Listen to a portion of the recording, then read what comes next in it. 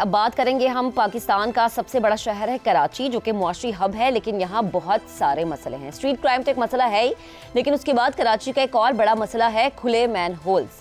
गलियों, बाजारों और मेन रोड्स पर बगैर ढक्कन के गटर छोटे बच्चों के लिए अब मौत बांटने लगे हैं। कराची में बल्दियाती इदारों की गफलत के बायस नए साल के आगाज पर ही एक और मासूम बच्चा गटर में गिरकर जान से चला गया। रेस्क्यू के मुताबिक गटर में पानी के तेज बहाव की वजह से लाश बहकर 2 किलोमीटर दूर कोरंगी पुल के नीचे नाले तक पहुंच गई। 6 साला इबाद महमूदाबाद से शादी में शिरकत के लिए शाह फैसल कॉलोनी के शादी हॉल में आया था और खेलते हुए बाहर निकला तो खुले गटर में गिर गया। अफसोसनाक सानहा पर वालिदैन और अहले खाना शिद्दत गम से निढाल है, जबकि इलाका मकीन सरापा एहतजाज है। उनका कहना है कि मुतादिद बार शिकायत के बावजूद भी गटर पर ढक्कन नहीं लगाया गया। जिम्मेदारों के खिलाफ कार्रवाई की जाए। Town chairman Shah Faisal colony Gohar Khattak के मुताबिक मैन होल्स पर ढक्कन लगाना वाटर कॉरपोरेशन का काम है। वो ना हमें ढक्कन देते हैं और ना ही खुद लगाते हैं। वाटर कॉरपोरेशन की जानिब से एक ही जवाब आता है कि हमारे पास तो बजट नहीं है। कराची में ये कोई पहला वाकया नहीं है। गटर में गिरकर जाम बहक होने का ये जो वाकया है, ये मुतादिद बार इस तरह के वाकयात रिपीट होते रहे हैं। कराची में आए रोज़ मुख्तलिफ इलाकों के मैन होल्स में बच्चों के गिरने और जान से जाने की खबरें आती रहती हैं। मकामी मीडिया रिपोर्ट से बताती हैं कि 2024 के सिर्फ 4 माह के दौरान 15 से ज़ायद अफराद गटरों और नालों में गिरकर हलाक हुए हैं, जबकि 2023 की अगर बात की जाए तो 2023 में ये तादाद 60 से ज़्यादा थी। कुछ केसेस में तो बच्चों की डेड बॉडीज ही नहीं मिल पाती। कराची के रिहायशी हुकाम बाला से ये मुतालबा भी करते हैं कि और कुछ ना दें, हमें बस गटर के ढक्कन दे दिए जाएं। ये उस शहर का हाल है जो पूरे मुल्क को चलाता है। Opposition leader Sindh assembly Ali Khurshidi Shah Faisal colony वाक़े पर सिंध हुकूमत पर बरस पड़े। कहा कि नन्हे बच्चे को बड़ा होना था, लेकिन इसे मौत के घाट उतार दिया गया। सिंध हुकूमत और मेयर कराची सो रहे हैं।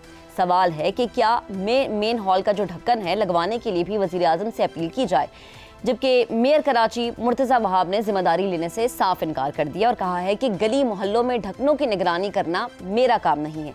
ढक्कन चोरी हो जाते हैं। ऐसे में अहम सवाल यह है कि अगर ये काम मेयर का नहीं है तो फिर किसका काम है?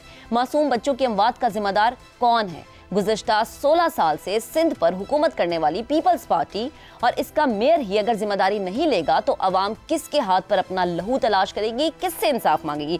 पैनल हमारे साथ मौजूद है। सवाल हम अपने पैनल के सामने रखेंगे कि गली मोहल्लों में गटर के ढक्कनों की निगरानी करना मेरा काम नहीं है। मेयर कराची मुर्तज़ा वहाब ऐसा कहते हैं। 16 साल से सिंध की हुक्मरान जमात है पीपल्स पार्टी, जो कि जिम्मेदारी लेने से इनकारी है। गटर में गिरकर बच्चों की अमवात का जिम्मेदार कौन है? हसन निसार साहब, सबसे पहले आपका कमेंट चाहेंगे। देखें, ये यहाँ कोई किसी शय के लिए जिम्मेदार नहीं है। एक तवील फहरिस्त है हादसात की, सानेहात की। आज तक कौम को पता नहीं चला कि उसका जिम्मेदार कौन था। पहली बात तो ये है। और दूसरा, मुझे आपके इस मातमी से सवाल पे हैरत हो रही है। गटर क्या बच्चे भूख या कम खुराकी से नहीं मरते? क्या इस मुल्क में चाइल्ड लेबर आम नहीं है और बहुत ज़्यादा नहीं है? क्या मासूम बच्चे सेक्सुअली अब्यूज़ होकर मौत के घाट नहीं उतारे जाते? क्या बच्चों की अक्सरियत के वालिदैन उनके लिए मुनासिब इलाज, जिनके लिए रोटी 2 वक्त की मसला है, वो अफोर्ड कर सकते हैं? अच्छा, क्या बच्चों को इस इस्लामी जमहूरिया पाकिस्तान में तालीम की लग्जरी अवेलेबल है?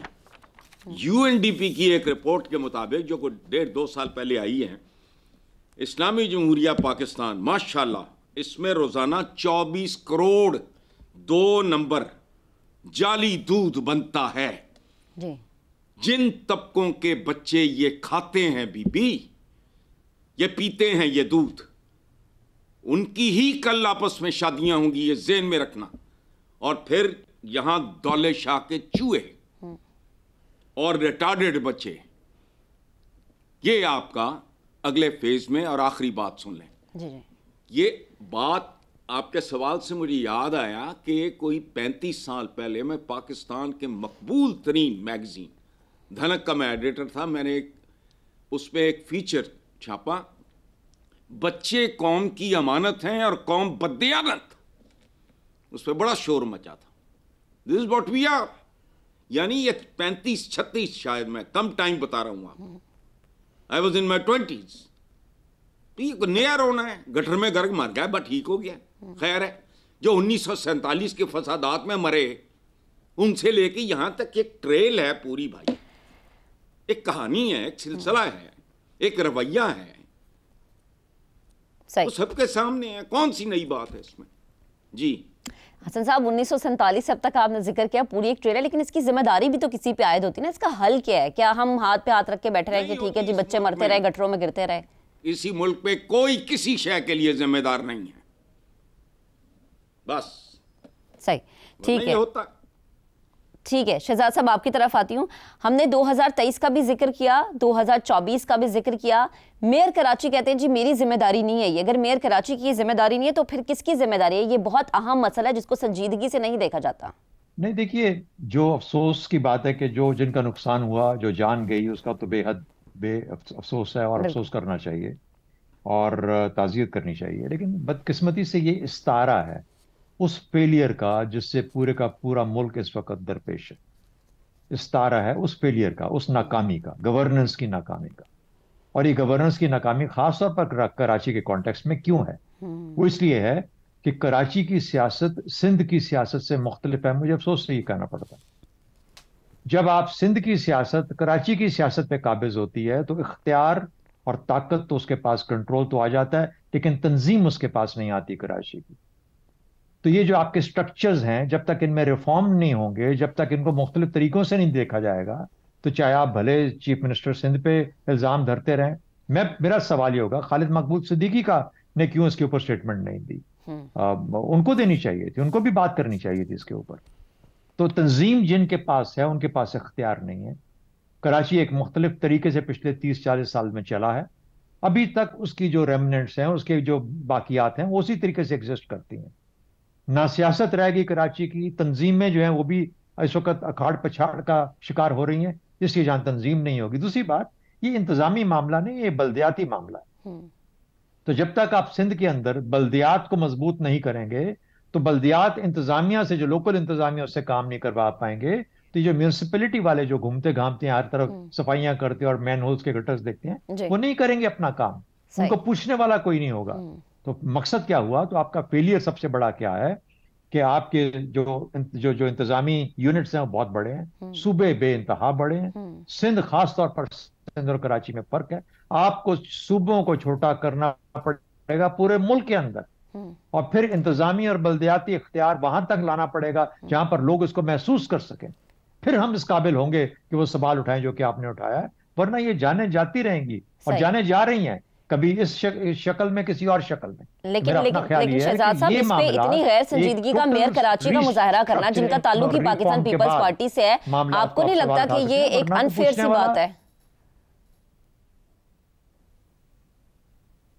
मेयर कराची, देखिए, उसको तो एक बंदे को उठा के वहां बैठा दिया ना कराची में, मेयर के कराची। जी जी। बट ठीक है, वो पीपल्स पार्टी का आदमी है, पीपल्स पार्टी को किस तरीके से वहां पे उन्होंने डालना था उसको बैठा दिया। लेकिन उसके नीचे जो इंतजामिया है, इंतजामिया तो शायद किसी पिछले 40 साल से किसी और की रही है वहां पर। क्या पूरे सिंध के लोग वहां पे आ जाएंगे? सिंध के लोग आएंगे तो कराची वालों से बात नहीं कर पाएंगे। तो इसीलिए कहते हैं कि लोकल बॉडीज का सिस्टम जो है, उसका मकसद ये होता है कि अपने इलाके के लोग अपने ही इलाकों के जो रिप्रेजेंटेटिव्स हैं उनके साथ मिलकर काम कर सकें, तब हमारे हालात के अंदर कुछ बेहतरी आएगी। आपके सूबे बहुत बड़े हैं, बहुत ज्यादा बड़े हैं, इनको छोटा करना पड़ेगा ताकि बल्दियात और इंतजामिया का असर महसूस किया जा सके at the grass root level, वरना ये प्रॉब्लम्स होते रहेंगे। सही, ठीक है। शहजाद साहब, आपका कमेंट